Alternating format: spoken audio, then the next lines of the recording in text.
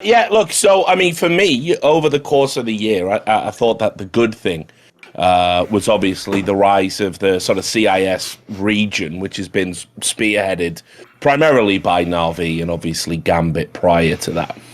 And, it's sort of a manifestation of things we've been talking about, I feel, for almost 3 years, which is, like obviously once you sort of get outside of Denmark, which obviously just has a ridiculous saturation of talent, the CIS region was the one that was sort of not really living up to expectations, not through any particular fault of the players, but you never seemed to get a congregation of the right players, the right org, with the right opportunities, having the sponsorship to get to big tournaments, or you had talented players who supposedly behind the scenes had like ridiculous buyouts they couldn't get out of, and all of this nonsense. So for me, I think over the course of the year, having seen finally that fruit, ripen, it's been great to sort of see that region kind of overtake the other more dominant ones traditionally. And I think, I mean, there's a real argument about this version of Na'Vi, potentially going on to be one of the greatest teams of all time. Certainly, they've already got Simple. We, don't need to hammer that home. But obviously the emergence of Bit, probably one of the best rookies I've ever seen ever in any version of the game. Just a true phenom. So, when you consider that we end up talking about that more than we would talk about, say, the emergence of Gambit, ostensibly 4 rookies and Hobbit, it's just been a great year for CIS all round. Okay. I kind of have an angle on this that I'd be a little bit curious for your guys' thoughts. So, because I don't know if I really have to play region roulette with who I think needs to come up next or anything like that. And at the end of the day, nationalism and patriotism is kind of a scam anyways. So I'd say that one a mental illness, some might say. Yeah, exactly. I would say what's curious to me, and Semler brought this up, I think, on a broadcast one time, and I really jumped on the point, and then I had some kind of debate with Professor about this. I think the economics of the CIS region right now are playing heavily in their favor for the fact that so many orgs can play in the space right now, and so they like. I'm trying to think of all the different orgs. I guess it doesn't even matter. You got Spirit, you got Entropic, you have Na'Vi, VP. Like, so many orgs right now feel like it's a worthwhile investment to pick up a CIS team and to try to run with it for sometimes even longer than, a North American or European org would go for their teams.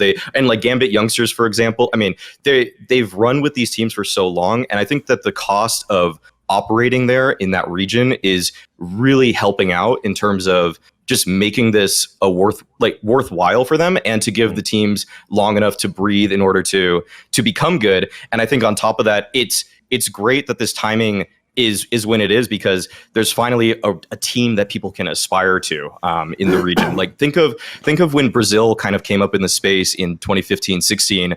We had SKLG, and then not very long after, Furia came about. They didn't have the same style, but it seems like when there's a top team, when the number one team in the world, or there's an era for a certain region, then you're going to start getting it becomes a breeding ground for people that are motivated, who want to replicate their sort of success. And I think that that's exactly what's happening in the CIS region. It's the perfect storm for them in terms of there being a role model team in Na'Vi, and the fact that your dollar goes a lot further in that space, in the CIS space.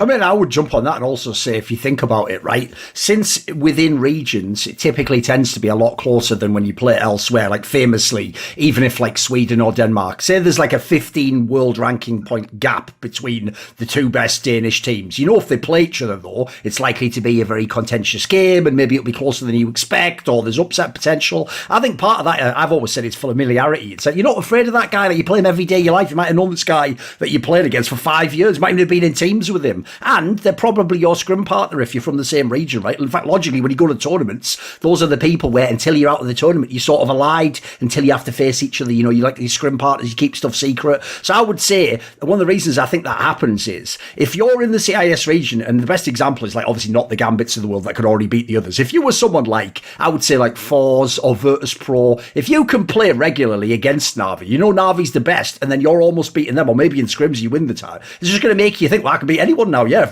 in the same way they go out and beat everyone, so can we. Like, I think in a way it does sort of elevate the whole region and make people think it's more possible, etc., etc. Like, I mean, people don't notice it. The same thing happened to every other region. Like, when people like Heroic and Dignitas rose up, that was behind like Astralis. They were just drafting behind them, NASCAR style, and they just all went to the top, as it were. So I think there's something to that. One thing I'll say I think's interesting about this region aspect is the CIS region, if people don't know, if we subtract Brazilians from the world, one of my dreams in a video game, Minecraft the world, of course. Anyway, so if we subtract Brazilians, right, the problem people don't know is CIS fans were pretty annoying too back in the day. And the worst thing in the history of CSGO during the major era is that CIS fans were always the most famous ones, that they just got mega butthurt if you pointed out that their minor wasn't very good. Because if you remember back in the day, there used to be 2 top CIS teams at any one point in time. So they weren't at the minor, which meant their minor was literally, no joke,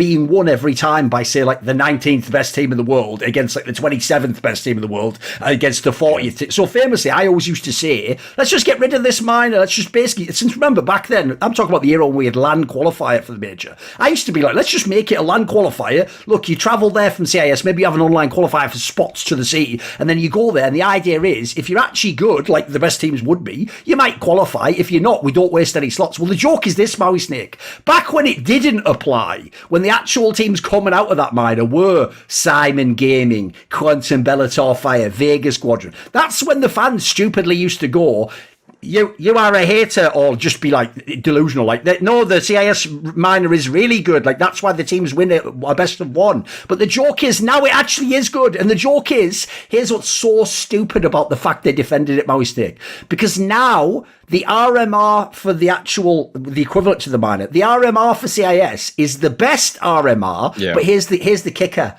Only at the top end, you morons. You've got so many world-class teams. You fucked your own teams by wanting a minor. Because the joke is, those, like famously, unless you basically win the CIS RMR, you're actually not going to get much credit for coming second, which is really hard. Meanwhile, if you put those same teams in the EU RMR, they would get incredible amount of fucking credit no matter where they place. They've actually done themselves. So the joke is, you actually can see the region's strength in how it plays out in like the sort of geopolitics of how we weigh up the regions and how what the placing mean or what the qualifiers all mean. And then the last thing I'll say is this, the truly shocking part to me about the Rise of CIS, because I always used to reference them on by the numbers, like the 2 main regions I think in the history of Counter-Strike have never properly been saturated in terms of talent are obviously NA and fucking, it used to be Russia, but CIS we just say now, right? Because the sheer talent pool of these regions is enormous. And because there's so many people, you don't have, it's not like what those countries where it's like, oh, there's, like, I'll give you an example. If we're talking about like fucking Australian CS, like the first problem you have there is get some star players. Like, there's only about 2.5 players in the whole region could ever be a star. The joke in these regions is like 50. So you've got so much talent that if you actually craft it correctly, there should be top teams. There should be 3 or 4 teams from both of these regions that should be like challenging for the top 10, logically. So I would say this, the crazy thing to me is the way they've done it in the CIS region, this is almost crept up, is they've also embraced coaching. Think of the 3 big teams that came up this year in terms of like rising. So Na'Vi went to number 1. Nobody can dispute it's got something to do with Blade. He fucking picked the players and put them in the lineup when they're like rookies, etc. Then you've got the angle that obviously Groove and the Gambit Youngsters guys came up and had this incredibly dominant period online, at least before then. And then the other team I would reference is Entropic, right? People forget this. Entropic is coached by Hooch. Like, I don't think he's like some tactical mastermind, but he's a very experienced player. Like, these are 3 people, if you don't know, that were actually playing Counter-Strike in like 2004 or something mental. Like, so people don't know they've actually done exactly what most regions would want to do by a blueprint. You have loads of talent, you take some mega experienced people who've been there, done everything, and then you say, right, you're the coach, you mold these players. So to me, I think, yeah, this year has to be the biggest storyline in terms of like the world of Counter-Strike. It's the fact that it's not just like a region rose up, it's the best region now. It's not even really debatable at the moment. Yeah, and just to add to the point Maui was talking about in terms of the economics of it, we nearly saw some talent, I think end up in NA as kind of the solution to the ongoing problems that North America has, because obviously it's very cost effective. And also, I mean, just in terms of, what's a low salary to NA is, Yes. comparatively a high salary to what the average Russian organization pays. And so, we nearly had a world where, Complexity and EG, and I think even Liquid, could have picked up CIS players or CIS teams. They certainly explored those options for a period of time. And so, I mean, that would have sort of further cemented it, in kind of like, almost like chess. The Russians have beaten the Americans again. But yeah, it's just been a realization of something that's been brewing under the surface for a long, long time. The talent and the pieces has always been there. I don't know what's finally made it click. It could be the coaching thing, like you say, but there's just no doubt now that in terms of where the concentration of talent is, it's definitely the CIS region. I would definitely have loved if you could have had like a sort of fly on the wall recording of MIBR, the players who went into 00 Nation and obviously declined the MIBR offer for 10k a month. Yeah, I'd love to have just the Entropic versus Pro. I'd like these guys, Spirit, just have them in a room and then have the 00 Nation guys come in and go, they only offered us 10k a month, so obviously we said no to that. Like, you can't live off that, can you? I'd just love to see that meeting of like, and then just like all the question marks, like a fucking Nick Young meme or something. Want to see more cool, funny, interesting clips based on topics from my content? Well, subscribe to this channel then, or, be a pleb and don't.